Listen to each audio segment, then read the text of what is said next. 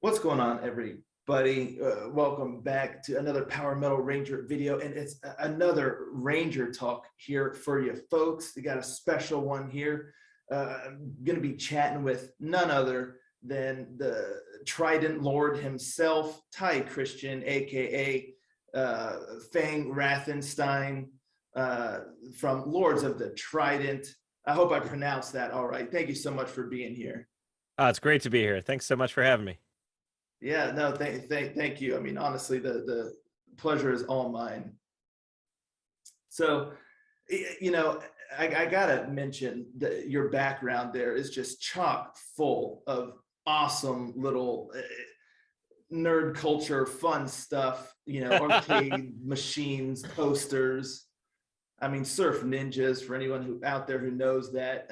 Look at that. It's beautiful. Beautiful.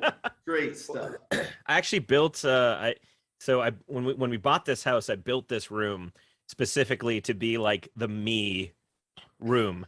And yeah, so it's been many years of building these things. Like I built that pinball cabinet, I built all these arcade machines, and we actually we built the room. It used to be unfinished and everything, and so we did everything from scratch. And yeah, it's been and now it really feels like my room, you know what I mean? I mean, it looks amazing. You know, I think a lot of folks out there wish that was their room, but I I guess get that a lot. Yeah. a follow-up question, I guess, is do you ever leave that room? And if you do, why? What's wrong with you? Very rarely. One of the greatest things about COVID has been, everybody's been working from home, and I'm like, oh no, I have to work in my arcade all day long. No, Yeah. how am I gonna get used to it? Woe No, is it's been me. awesome. Yeah, it's been really great. Dude, that's so tight. Yeah, so let's talk about the band a little bit, I guess. I guess we should do that, right? Yeah, Um, yeah, why not? yeah. We're here. So yeah, I mean, y'all have been around for quite some time now. How does that make you feel? You've been doing this for so long with Lords of the Trident, and how do you feel that your sound has kind of evolved over time? It makes me feel really old, I got my AARP card in the mail yesterday, and Yeah. oh, you'll have to speak up, Mr. Ranger. I can't hear you very well. No, it's been great. It's it. I saw a quote online the other day that really like hit home for me, and it was like, um, being in a band is just outlasting all of the other bands until eventually somebody says, all right, I've heard of them, for like the last 6 years. Fine, maybe I'll listen to one of their songs. Right. Fine, you know. And I'm like, oh, my heart. Oh, that hits right in the heart. Right. But yeah, Or no, do you it's ever get they're still around?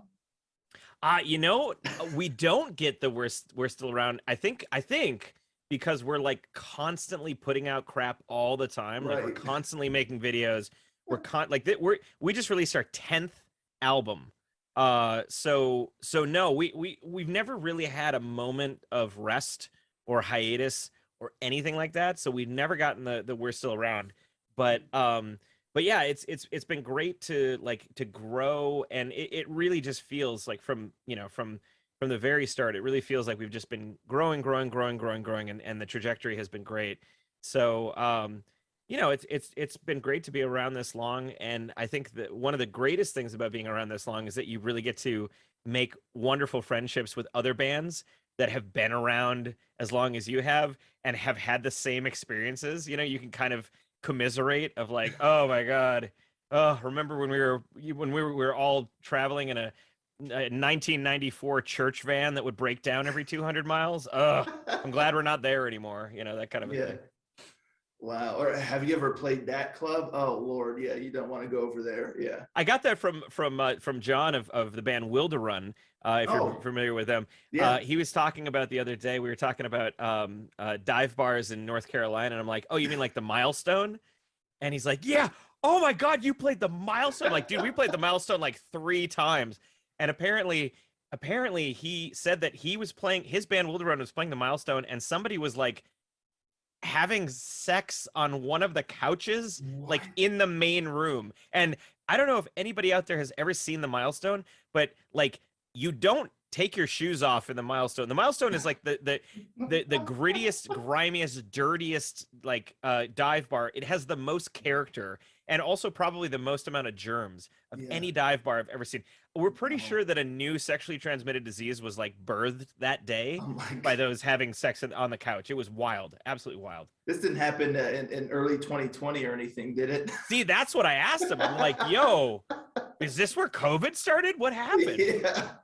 Yeah. Wow, unbelievable. Yeah, I never knew that Will the Run played such romantic music. I mean, it doesn't really have that sound to me, but hey, to each their own, right? With the power of gin and tonics, anything is possible.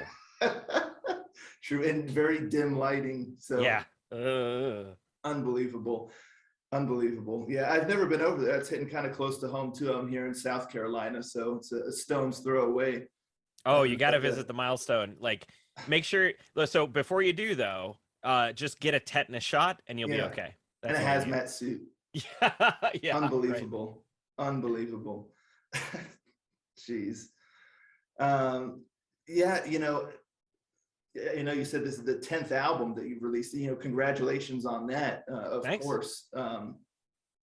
So when you started out work on The Offering, did you have any specific goals in mind for it, or do you kind of just hit the ground running on these things? Yeah, we didn't really set out. So we didn't set out to make a concept record. That kind of accidentally happened along the way. And I mean, work on this album kind of happened in the same way that work on a lot of our albums happens, where we just we get a lot of demos together. We start kind of riffing on ideas. We do a lot of pre-production. So we do like full demos, fully mixed, all of the instruments. And we actually release all of those demos out to our top tier Patreon backers. And so as we're working on these, as we're coming up with ideas, we make them into demos, and then we fit them into the context of the album. The whole idea of this being a concept record was actually, like I said, it was a bit of an accident where, Aki, Asian Metal in the band, he makes me, no matter what album we've been working on since day one, he's always made me think of like the backstory, the all-inclusive backstory of just about any song that I've written lyrics for. So, we'll write a song about a giant earth mining robot that runs amok and destroys the earth. And he's like, "Oh, well, what kind of fuel does it run on?" And I'm like, I don't know. He's like, "Well, you got to know, because what if somebody asked you, right? You got to know that." And I'm like, "Oh, okay, all right." Asks you. So he makes me come up with these large backstories to every song I've ever written. Wow. And the funny thing is that he does not like concept records. He was the one guy, he just doesn't like them. Wow. And so we started writing this album, and we started with the first song. The first song we started writing was Charlatan. And I came up with this large, complex backstory for this character that I was writing about in this song. And I had such a fun time, and it just kind of stuck in my head a little bit. So then the next song, I'm like, oh, I'll just do like a 2-song kind of a thing where this is like before and this is after, and then the next song was Acolyte. So we did that. And then it just the story just kept fleshing out accidentally in my mind, because I have to think about what questions is Aki going to ask me. so I keep fleshing out this story in my mind, and I keep oh, well, maybe I'll make it a 3-song thing. Maybe I'll make it a 4-song thing. Maybe it'll be a half an album thing. And then it's like, whoops, it's a concept record. Uh-oh. Yeah. So yeah, that we didn't I didn't tell them it was a concept record until we only had 2 songs left, and nobody realized. They was didn't really pick up funny. on it. They didn't pick up on it at all. It was really funny. Yeah. So, but yeah, we usually, I mean, we the great thing about being in a band with the Baron is that dude writes like a frickin' machine. I mean, he probably has another 2 or 3 albums already done, that he just hasn't asked us about yet or anything like that. He is constantly writing. So yeah, he just constantly brings these demos to us, and we're always working on something new. Yeah. So we never really pre-planned out the album ahead of time. It just kind of all came organically. Gotcha. So the Baron, I guess, does he do a majority of the songwriting musically, I guess? Yeah, the last two albums have been have been him a majority of the time. We've had for the last couple albums, we've had 2 to 3 songs each album that Aki has written. Whereas previously on Death to Sandwich, Chains on Fire, Plan of Attack, Frostburn, it's been kind of a 50-50 split between Aki and our old guitarist who was in the band. Mhm. And I mean, like writing that many albums over that many years is a lot of work, and eventually you're just kind of like, oh my god, let the new guy do it. So and the Baron has a master's in composition, so Jeez, he is wow. basically like, yeah, I'll do it, and just writes and writes and writes and writes. So yeah, so Aki will contribute a few songs here and there, but yeah, the Baron usually just like is a machine and just writes too much. That's incredible. Yeah. Wow.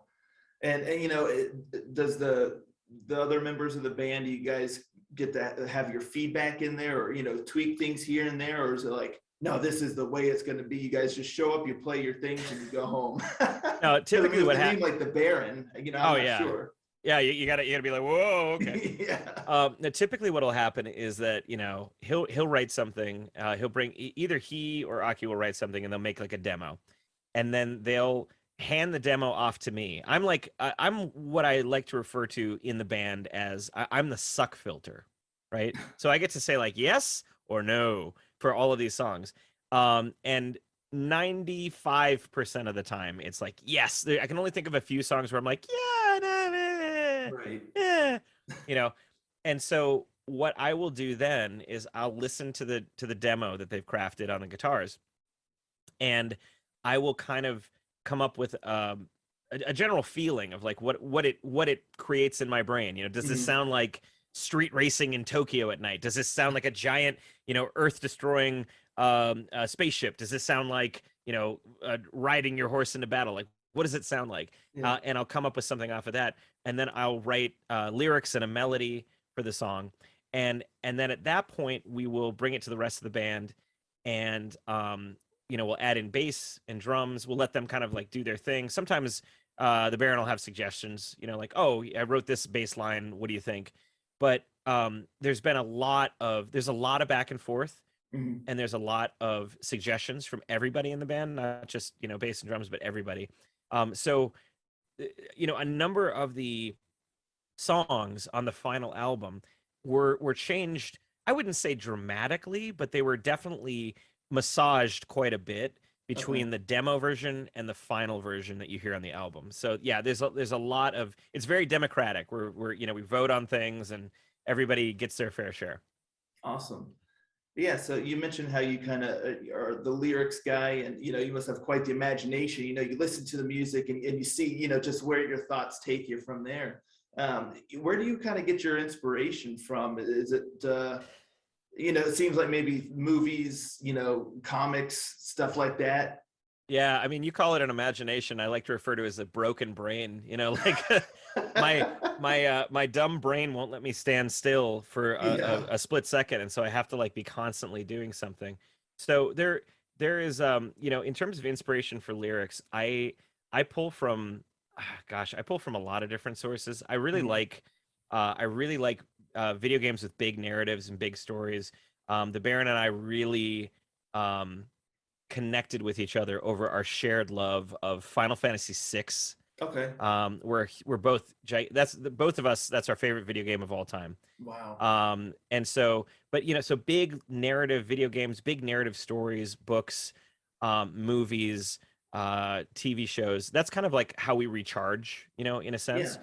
And Sure. so a lot of that influence eventually makes its way into our writing. We try, at least for the most part, I try not to write uh specific songs that specifically reference a direct IP. Right. I think the only time we've ever done that is with on our last record we wrote a song called Figaro, which is Final Fantasy VI, like super inspired.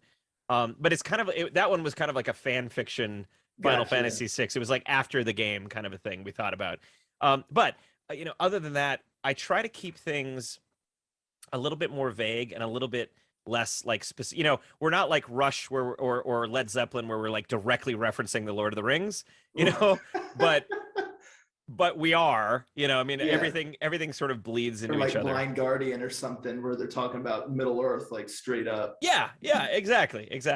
Yeah, we try not to do that just because I think the lyric writing and just the storyline of any given story is a lot more powerful when it is intentionally vague.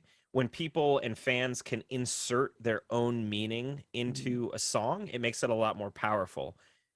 Even with concept records, you can, you know, you have an overarching story, but if it's not tied to any specific IP, you can kind of take it and mold it and make it your own. When I was writing the story, you know, my main goal was like, well, I hope people really like this album. I think they'll really like this album. But if they don't, at least they're going to have a really good Dungeons and Dragons campaign out of this. Like somebody can just take this base world and just make a really kick-ass campaign out of this. Yeah. So, yeah.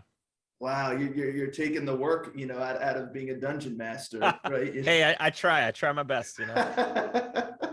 How about musically? You know, when you first started the band, you know, where did you get that love of power metal or whatnot from? Or do you even love power metal? Do you just play it? I hate it. It's terrible. No, I definitely love power metal. You know, like how can you say to a man wearing a shirt that says Power Metal Ranger that you hate power metal? Like how could you do that? You know, Fair you're just gonna enough. hit like end meeting. Fair enough.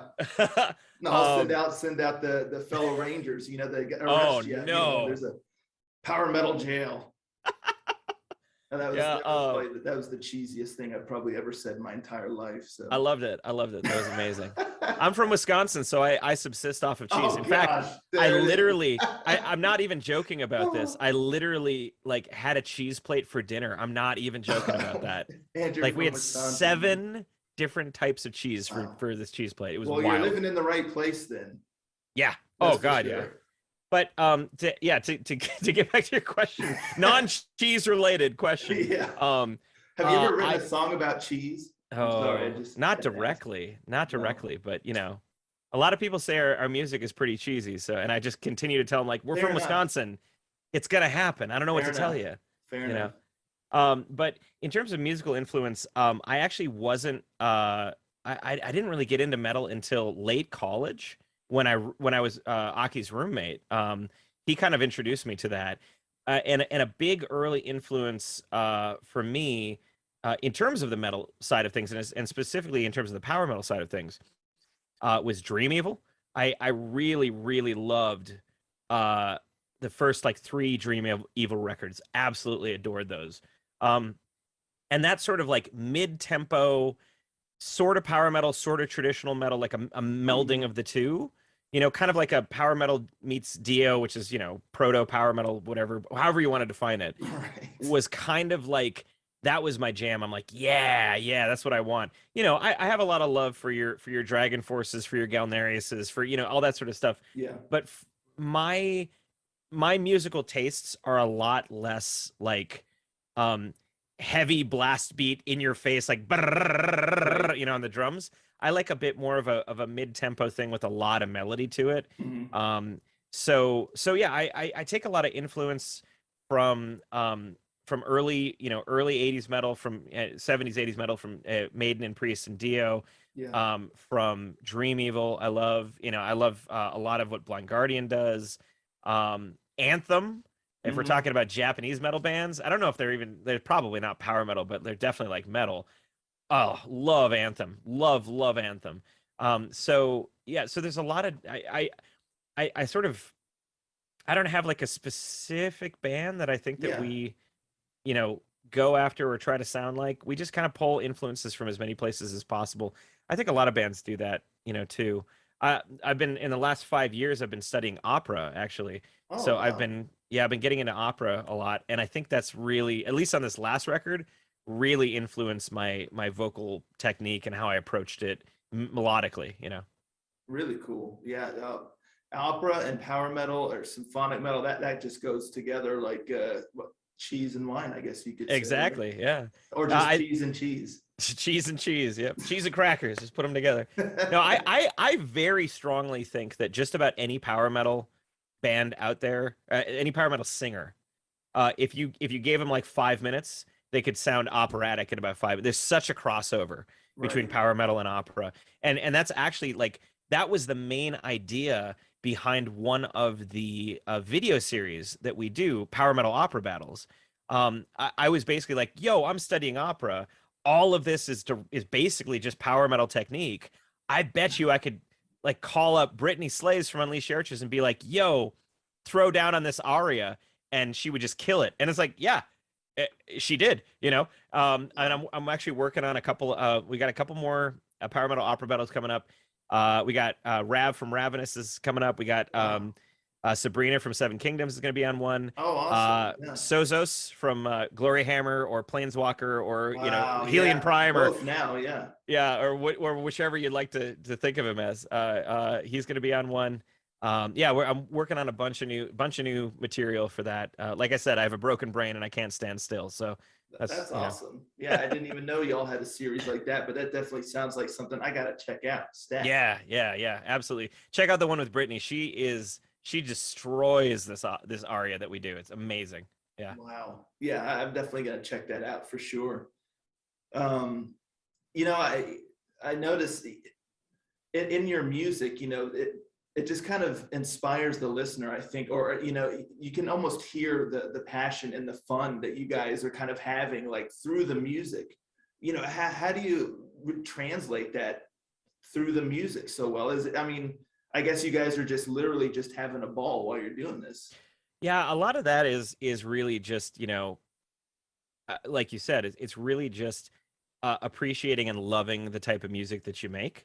I think naturally that sense of fun, that sense of life in the music manifests itself whenever musicians, are passionate about what they do, and whenever they are in the moment when they give their performance. It really, you take all of you and you sort of exude it into that microphone or into Yeah. that guitar, and you just see that. Anybody can clearly see that, and that sort of a thing. It's really hard to define, right? It's hard to look at somebody and be like, wow, look at that, incredibly Thai performance. Like but when you see it, right? Right.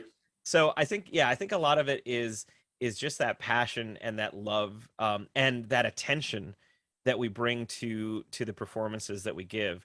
I'm really, really, really passionate about trying to make the takes that we do on the record, and the overall sound of the record, as clean and near perfect as we can. Mhm. And I'm also equally as passionate about putting on a good live show.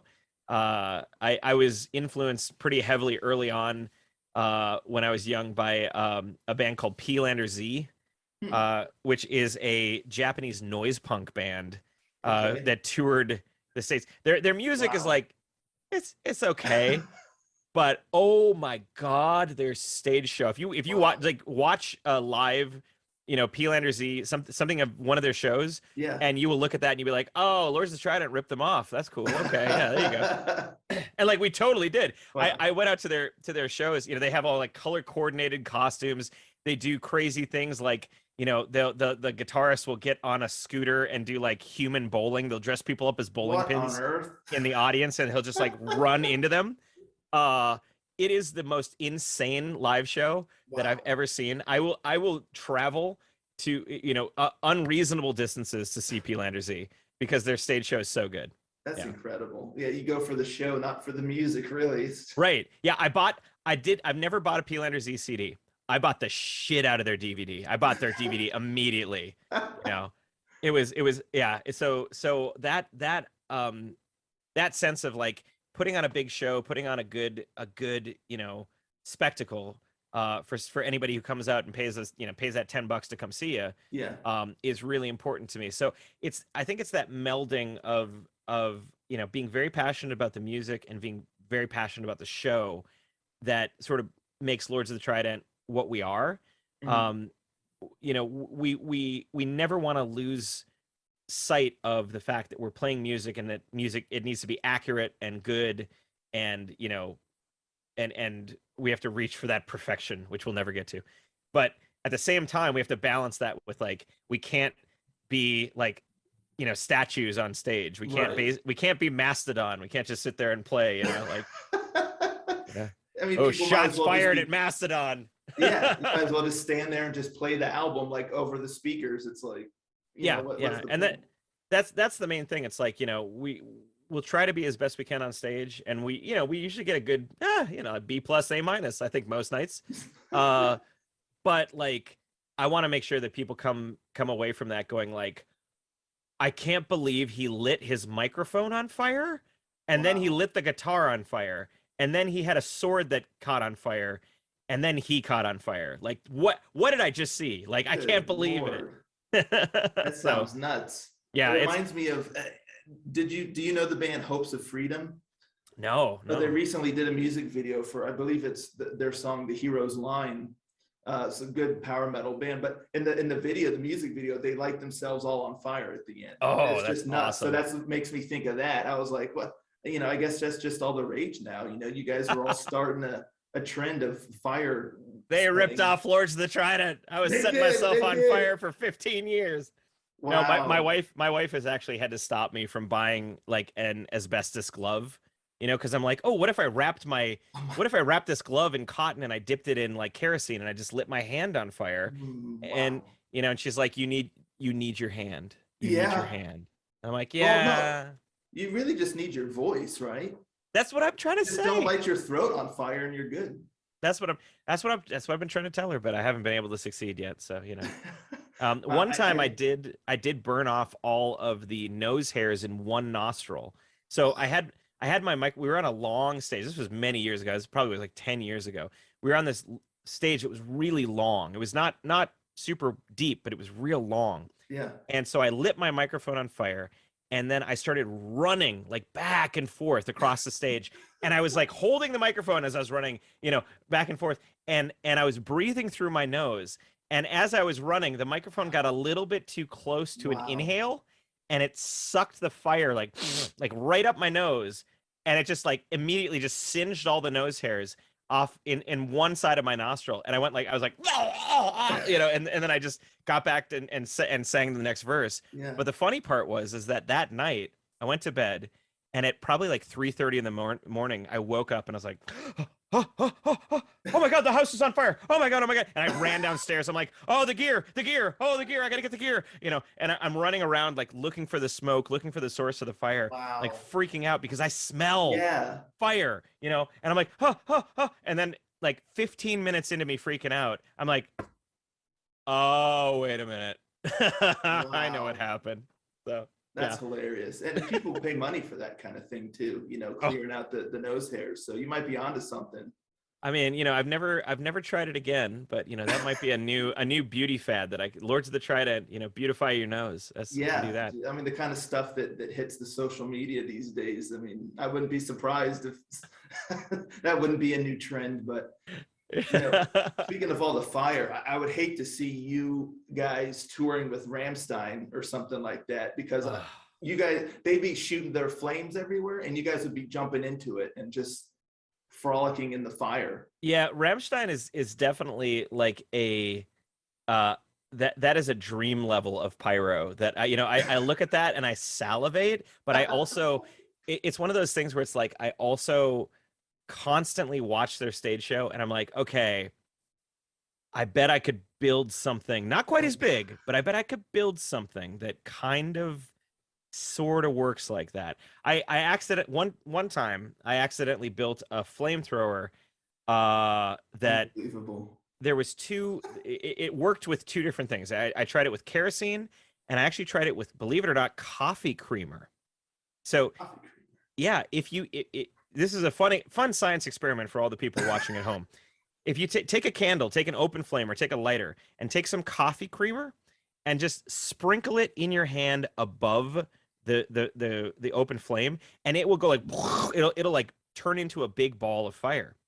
And the reason for that is like when you aerosolize the coffee creamer, when there's enough oxygen between the little tiny bits of it, it all catches on fire all at once. So I thought to myself, what if I took a bunch of coffee creamer and I put it in like an air gun, and then I had a big giant flame at the end of it, and I shot the coffee creamer into the flame. I could make like a big ball of fire, and it worked, except it left a crap ton of coffee creamer all over the place. And I'm like, I don't think a venue like would ever ask us back if we covered the place in coffee creamer. So the backup plan was like, oh, what if I did a bunch of kerosene instead? And then that would be like a big flame, right? Yeah. So and that worked too. That worked great. The problem is that you need a very, very specific amount of kerosene in that air gun, because if you put too much in the air gun, it catches on fire and it doesn't go out by the time it reaches the audience. So you're basically making napalm. Wow. It'd be like Metalocalypse, a concert of Metalocalypse. Yep. So, I've pulled a lot from Rammstein, and I every time I try to make a DIY Rammstein device, sometimes it works. Most of the time it doesn't, Okay. I need pros for that. But I'd Yeah. love to tour with them. Oh my God. Be Well, amazing. I think you definitely now you have to disclose to the audience if you're trying something out for the first time or not, so they Yeah. know to back up a little bit. Yeah. Yeah. We there's a lot of like burned mannequins in the in the garage just from the experiments. So That sounds like a new YouTube series of you, like a mock stage and some mannequins, and you just trying out new flamethrowers and stuff like that. that's That would be that's awesome. not a bad idea. That's Yeah. the DIY stage pyro with Fang. I love that. That's great. That's awesome. The coffee creamer bit might work over at that Milestone joint or whatever that was. Oh, that's I'm a not gonna- place where the Milestone is a place where I don't feel bad at all about, like, we have a giant sword that shoots confetti. Like, I don't feel bad about Awesome. shooting the confetti at the Milestone. I don't feel bad about, like, putting kerosene all over the place. It's like, dude, this place is already gonna burn to the ground. Yeah. It's fine. I'm sure if you go back, the confetti you shot will still be there on the Oh, floor. Guaranteed. almost always. And we pressurize it so much that sometimes if we have small venues with small ceilings, sometimes it'll shoot into the ceiling and then it'll kind of rain down. And I've been to venues, at least here in Madison, Wisconsin, where we've shot confetti off, and then, like, a couple of months later, you'll be at like an EDM show at the same venue, and Yeah. the bass will be like, and you'll see like little It'll shake tiny out from this. pieces of confetti that are shaken down. Yeah, it's pretty great. That's awesome. Yeah. I bet the artists on stage are like, "What? Who shot the confetti? What? I thought you guys Yep. said no confetti. What's going on?" Yeah, come on. What's up? Yeah, the best part is so we're very DIY, and so the confetti cannon sword, the confetti for the sword is all chopped up credit card bills, like my house bills, my credit card bills. So, like, that is the best way to protect your identity, because nobody is piecing together your credit card bills from a sticky barroom floor. And if they're caught in the ceiling for 3 months, nobody's going to Forget find about it. Forget about it. Yeah. Wow, that's a good way to get rid of evidence. Right in plain Yep. sight. Speaking of the stage shows and stuff, Lords of the Trident, you guys have quite the persona. Each of y'all have a different stage name, a different costume, stuff like that. I love the drummer with the drumsticks across it. Look like two like katanas or something in there. Yeah, he's got the quiver. Yeah. The quiver. Yeah, it's just so sick. How do you guys come up with that? How'd you come up with your stage name, which I'm sure I butchered at the beginning of this video? Yeah, no, I mean, it's one of those things where it's like it's something you're kind of born with, and really, Ty Christian is more the human incognito stage name, right? The Clark Kent. Like Fang von Rathenstein's a real person. Ty Christian's just the kind of like, it's the mild mannered. So I don't know if we really come up with it in that way. It's just more sort of like it's just part of you. It's part of something that comes out. And in terms of the armor and stuff we wear, it's like a lot of that we actually built ourselves. The current set of armor that I'm wearing, I built. I learned leather crafting. So in, like, I want to say 2018, I want to say. Yeah. I got a random spam email that was like a Black Friday sale, half a cow, $70. And I'm like, well, shit, it's half a cow for $70. Like, I gotta buy that. I think I gotta buy that. So I bought a half a cow for $70. And so I taught myself leatherworking and basically made the entire set of armor from scratch from this half a cow that I bought. So, I mean, like it all sort of pieces together organically from what's inside our souls, I want to say. Yeah. That's funny. Just when you get done talking about the half a cow you made into, your outfit, you said it pieces together organically. I was just like, did he mean to say that, or? I'm always making puns that I can't take any credit for. So there you go. That's wild, man. So, and the music, you guys, it seems like anyway that you love doing music videos. You have such an energy about you, and the whole band. And how do you come up with all the different ideas for the music videos and all that stuff? Yeah. Video in general has been kind of a driving force for Lords of the Trident. I very, very strongly believe that music videos, and just video content in general is the best way to get like a bang for your buck in terms of being a band nowadays, because so many people find their music and find bands they like via music videos, via things like Instagram, TikTok, Facebook video, Twitch live streams. There's so many different ways that people consume music that is intrinsically mixed with video, right? So from day one, I've been all about making as many videos, as many music videos, as many even educational content that I possibly can for people who want to learn about the band business world. So in terms of the ideas for the music videos, most of them are I don't know if you've ever had this, or if anybody who's watching has ever had this, but sometimes you'll be sitting in the shower and your mind will just go blank, and you'll come up with the dumbest idea that you just can't get out of your brain, and you're like, oh my god, I have to do this. And my broken brain goes, you will think about this until you manifest it into reality. Right. You will not stop thinking about it until you make it real, and then I can stop thinking about it. So that's where like 99% of all of the videos we've ever come up with is I'm just sitting there like blanking out in the shower, just going like, and then I'll just be like, oh my god.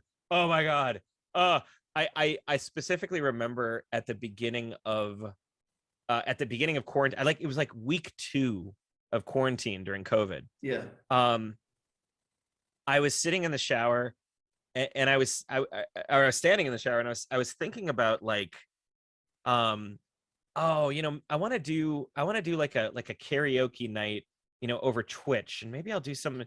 I should do something that's like, what songs could I sing? And then I started thinking about it, like, do I have any songs that are like quarantine themed? Because that would be kind of cool. And then I started thinking about The Darkness, I Believe in a Thing Called Love, which is a song that I typically sing at karaoke. And then that's impressive. That's a doozy, that one there, huh? It's fun. Yeah. And then I was like, and then somehow my brain went to Weird Al, and I'm like, I believe I'm in quarantine. I was staying 6 feet apart. That kind of a thing. That's and awesome. And I literally, like, I rinsed my hair and I jumped out of the shower, and I had a towel on, and I'm like, Heidi, I need to take a half a day off of work. I have to do this right now. I'm like, oh my god, I just came up with this great idea. I have to jump on this before anybody else thinks of this. Yeah. I have to do this. And I literally spent the rest of the day like writing, recording, filming, and I had it out by dinner. Wow. And so, that's the kind of thing that happens, where it's like you get this stupid idea, and then your brain won't let it go, and you just have to make something out of it. And that's just kind of how things work for me. Yeah. So that's where all the videos come from. Just dumb ideas. That's awesome. That's awesome. I mean, those are always the best ideas. The ideas that most people, when that pops in their brain, they're like, what am I thinking? I can't do that. That's a terrible idea. You're like, I have to do this, and I have to do it right now. Exactly. Yep. That's how amazing. it works. That's amazing. So what's next for Lords of the Trident now that the offering is out? You guys touring? You guys got another album already, coming down the pipeline? Probably, yeah. Yeah, a couple more music videos. What can we So expect next? we've got, so we, for this album, we released 9 music videos for this album, and this album has 13 songs on it. So we're basically done with me. The guys have made me stop. They're like, you can't do the entire album, you got to stop. So yeah, we've got 9 music videos out right now. If you haven't checked them out, youtube.com/Lords of the Trident, go check those out.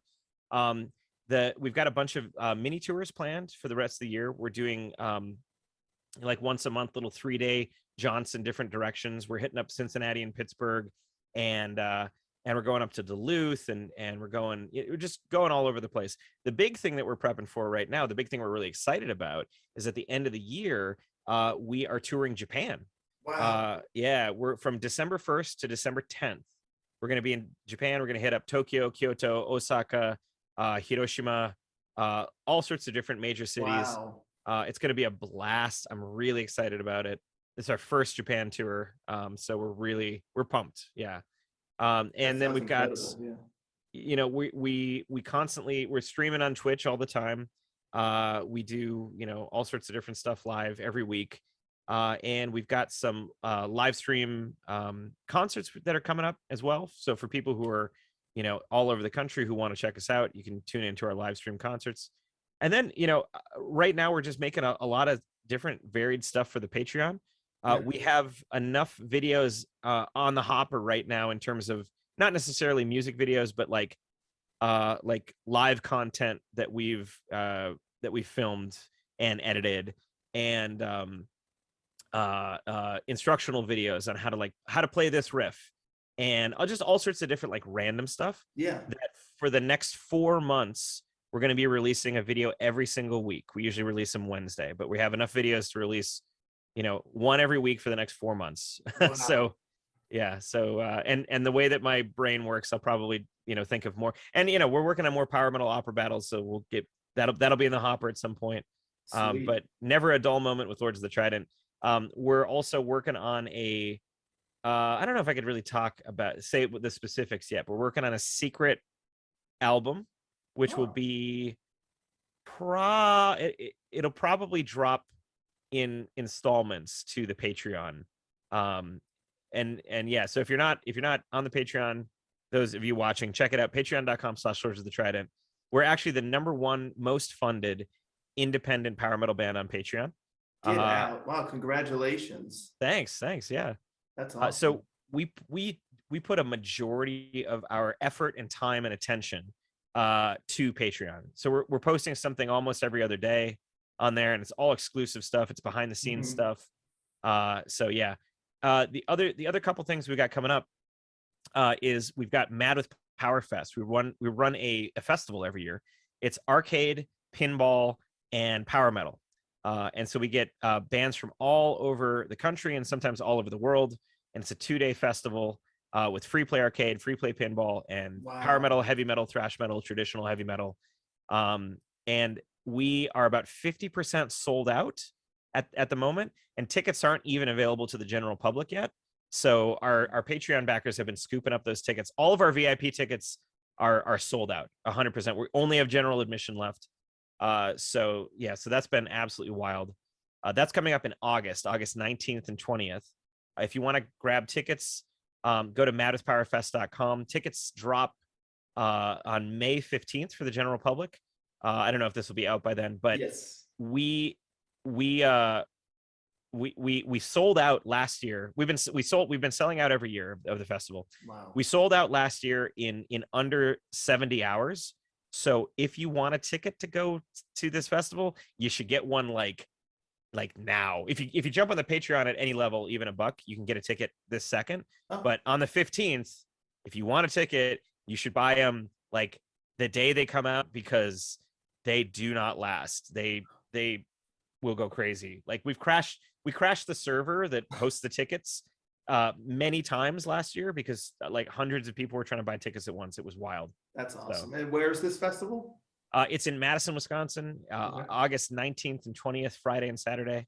It's always the third weekend of August. And we've got Aether Realm, we've got Psycho Stick, we've got all sorts of different, like I'm gonna pull up the the flyer so I don't miss The anybody. cheat sheet. Yeah, we got Master Sword. So Ooh. yeah, Aether Realm, Psycho Stick, Lords of the Trident, Empress, Traveler, Deathlehem, Adamantus, Super Madness, Throne of Iron, Plague of Stars, Master Sword, and Mega Colossus this year. And next year we're gonna have a lineup that is we're moving from a 500 capacity venue to a 2,500 capacity venue Wow. next year, and we're gonna have a lineup that if keep your fingers crossed for me, we're gonna have if everything goes the way I want, we're gonna have a lineup that's gonna be so insane that no one in their right mind could look at it and not go to the festival. Wow. I guarantee you That's that quite the. you will look at that lineup and you'll be like, well, gotta book a plane ticket. I got it. Like there's no way you're ever gonna see that lineup anywhere. It's gonna be a lot of really crazy, Really? wild stuff. Wow. Yeah. I'm sure you've piqued a lot of people's curiosity with that one. Yep. People will look at this lineup and they'll say like Prague Power who? That's what they're gonna say. Right. I guarantee it. I guarantee It's going to be like the premier power metal USA power metal bass festival. Wow. Absolutely. Yep, All that's right. what we're going You for. heard it here first, folks. It's going down. The only other thing that we got going on at the moment, other than all those things, is that that's it. That's all you got. yeah, that's it. What? Come on. What do you get? You guys even a band? Get off your keistas over there and do something. We have a Kickstarter that is ending in the next 6 days. So if this comes out before the 15th, which you said it was going to come out before the 15th. It's just check it. Just type Kickstarter Lords of the Trident. We have 6 days left on our Kickstarter. We've already met our goal. But we have we're doing a triple gatefold vinyl copy of The Offering, which has an extra song on it. And it's an exclusive song, exclusive to the vinyl. And it's it's a big triple gatefold fold out, vinyl copy. It's going to be awesome. We also have an exclusive hoodie that we're only releasing via Kickstarter, because it's so luxurious that we are charging exactly what it costs us to make the hoodie. It costs we got the nicest hoodie that we could possibly get our hands on. It's going to cost us $40 per hoodie, us, to make the hoodie.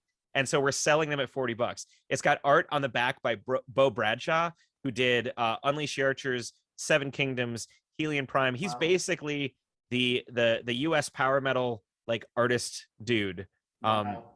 So yeah, and we're not going to be selling the hoodie outside of the Kickstarter because they're too big and bulky and they cost way too much to make. So there's no way we could ever sell them. So if you want one of those, get on the Kickstarter. We're also making Pogs. Pogs, get out. Pogs. No, yep. Oh, that's so sick. Wow. So wow, man, good times playing with Pogs back in the day. Yeah. For anyone who doesn't know what that is, you missed out on a great decade.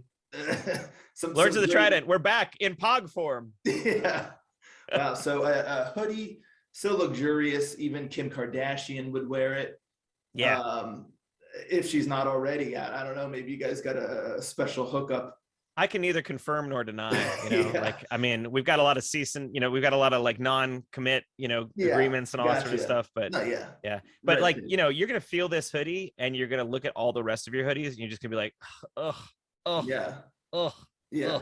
Stick your nose up at them. Yeah, exactly. Yep. Unreal. And when you were given that list of bands that are going to be at that Mad with Power Fest or whatnot, I just got to mention one that caught my attention. I never heard of before, but it's got to be one of the best band names I ever heard in my life. Deathlehem. I mean, come on.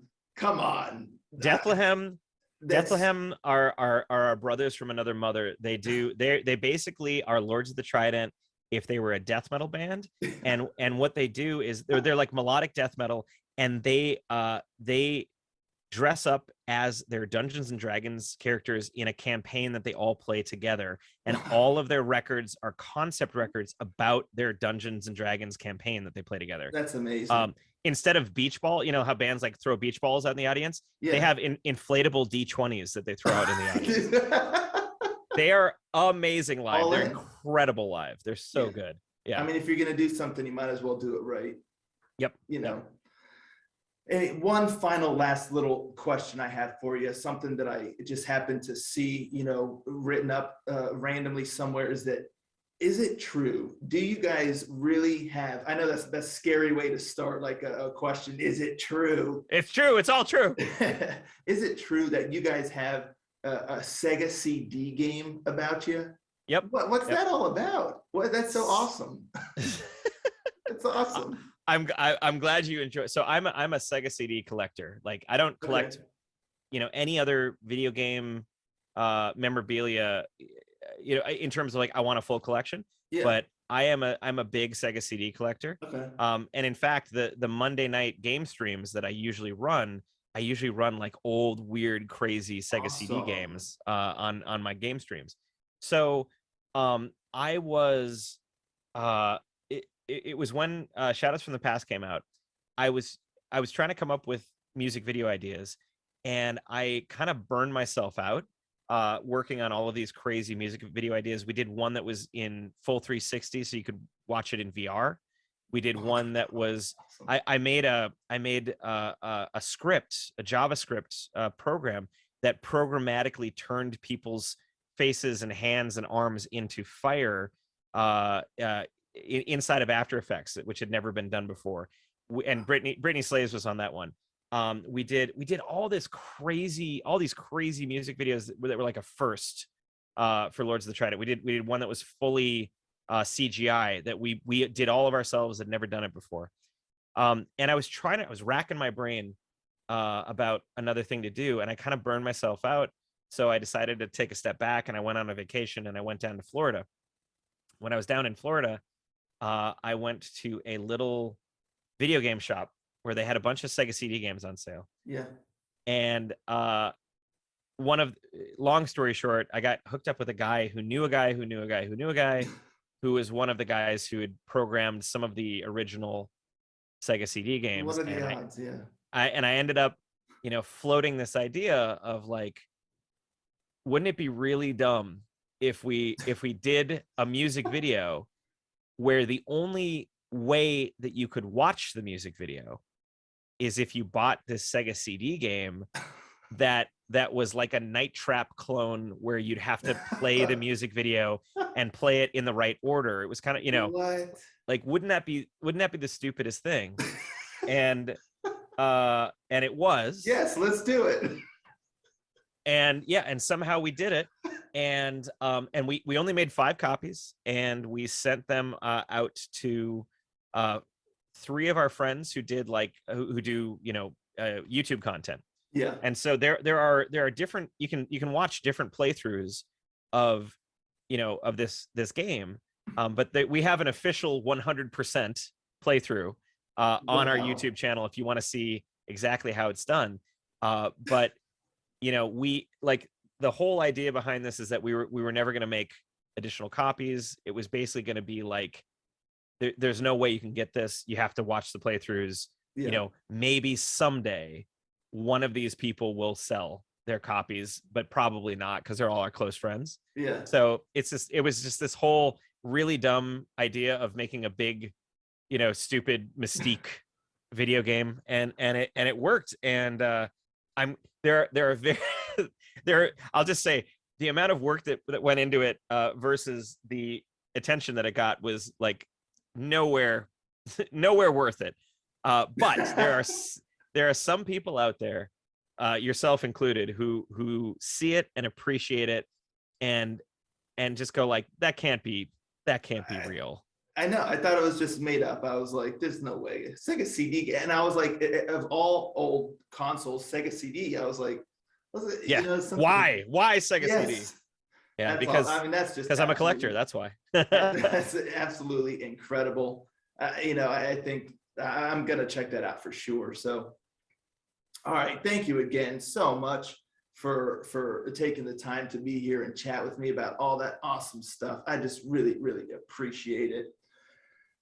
And absolutely, you know, for all you folks out there watching, you know, everything Lords of the Trident. I'm going to put in the description down below everything you heard him talk about. It's going to be down there, the Kickstarter, the Patreon, the YouTube channels, all the social media, all that stuff. I'm just going to put it down there. Go check it all out. Have fun. And thank you all so much for tuning in. Catch you all next time. Ranger, out.